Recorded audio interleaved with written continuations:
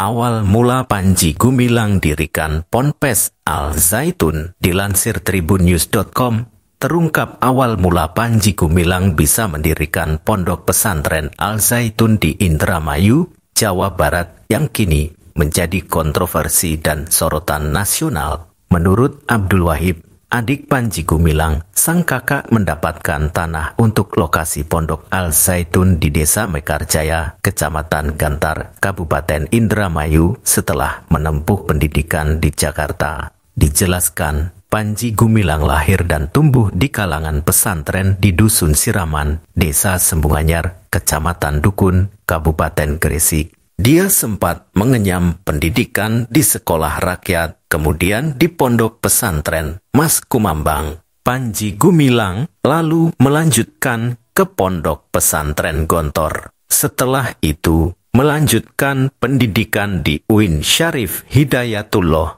Setelah kuliah itulah Panji Gumilang membeli tanah di Desa Mekarjaya. Tanah yang awalnya tidak luas itu kemudian dikembangkan sedikit demi sedikit sehingga bisa seperti sekarang ini. Panji Gumilang adalah anak kedua dari 4 bersaudara yang keluarganya tinggal di Dusun Siraman RT 01 RW 01 Desa Sembunganyar, Kecamatan Dukun, Kabupaten Gresik. Rumah keluarga Panji Gumilang di Gresik sangat luas, ukurannya 10 kali 50 meter. Rumah ini masih didominasi kayu tua persis seperti bangunan saat awal berdiri. Banyak foto Panji Gumilang bersama para tokoh dipajang di ruang tamu. Salah satunya dengan mantan Presiden Timor Leste Xanana Gusmao.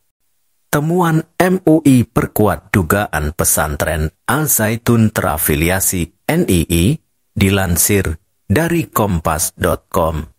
Ketua Tim Peneliti Majelis Ulama Indonesia MUI Pusat untuk kasus pesantren Al Zaitun, Firdaus Syam, mengatakan temuan terbaru MUI menguatkan hasil penelitian sebelumnya pada 2002. Yang menyebut pesantren Al Zaitun terafiliasi Gerakan Radikal Negara Islam Indonesia NII.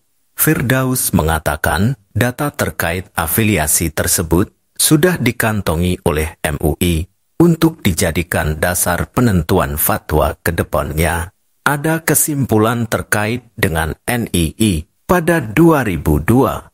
Nah, penelitian sekarang ada kemajuan. Ada terkait dengan pelanggaran terkait pemahaman keagamaan, ujar Firdaus saat ditemui di kediamannya di Jakarta Selatan, Rabu 28 Juni 2023. Patut diduga ada keterkaitan dengan NI gitu. Nah, penelitian sekarang ada kemajuan. Ada kaitan dengan pelanggaran terhadap pemahaman keagamaan. Firdaus mengatakan temuan terkait afiliasi NII bisa dilihat dari pernyataan-pernyataan Panji Gumilang yang didapat oleh MUI. Dia menyebut ada kalimat-kalimat dari aspek kaidah yang menjurus pada gerakan NII. Ada dugaan kuat pernyataan dari Panji dari aspek kaidah keagamaan. Itu patut diduga kuat ya adalah ajaran NII, kata dia. Namun demikian, dia tidak menjelaskan secara rinci pernyataan apa yang dinilai sebagai bentuk afiliasi terhadap NII. Firdaus mengatakan, MUI sudah mencoba mengklarifikasi temuan mereka kepada Panji Gumilang. Namun pihak Panji tidak bersedia menerima MUI. Sekarang kita minta klarifikasi, kita kirim surat dan ditolak. 2 kali ditolak, imbuh Firdaus. Adapun terkait Al Zaitun afiliasi NII pernah diungkapkan Wakil Sekretaris Jenderal Wasekjen Bidang Hukum dan HAM Majelis Ulama Indonesia MUI Pusat Ihsan Abdullah. Dia menyebut pondok pesantren Al Zaitun terafiliasi Gerakan NII. Kesimpulan ini sudah disampaikan MUI pada 21 tahun lalu dalam laporan hasil penelitian yang dilakukan pada 2002.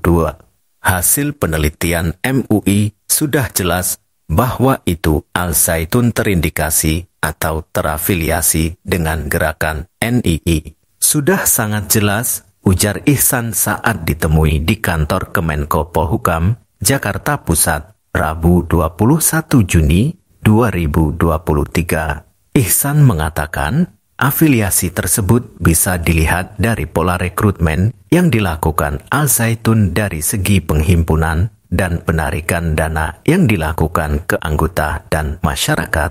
Tidak terbantahkan, artinya penelitian MUI tahun 2002 itu sangat valid. Dia Al-Zaitun adalah penyimpangan dalam paham keagamaan. Kemudian dari paham kenegaraan dia terafiliasi dengan gerakan NII, tutur dia.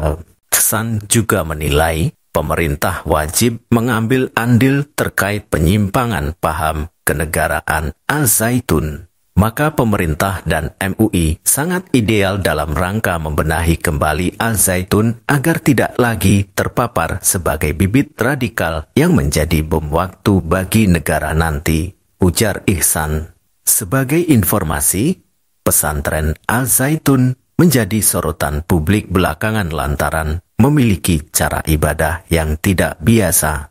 Sorotan pertama yang muncul di sosial media adalah ketika saf salat Idul Fitri 1444 Hijriah yang bercampung antara laki-laki dan perempuan.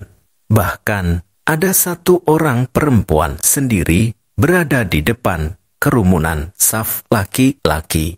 Kontroversi itu kemudian berlanjut dengan beragam pernyataan pimpinan Al-Zaitun, Panji Gumilang. Ia disorot lantaran menyebut seorang wanita boleh menjadi khatib pengkhutbah dalam ibadah salat Jumat. Selain itu, Panji juga menyebut kitab suci umat Islam, Al-Quran sebagai kalam Nabi, bukan kalam Tuhan. Isu lain kemudian muncul. Panji diduga melakukan beragam tindak pidana.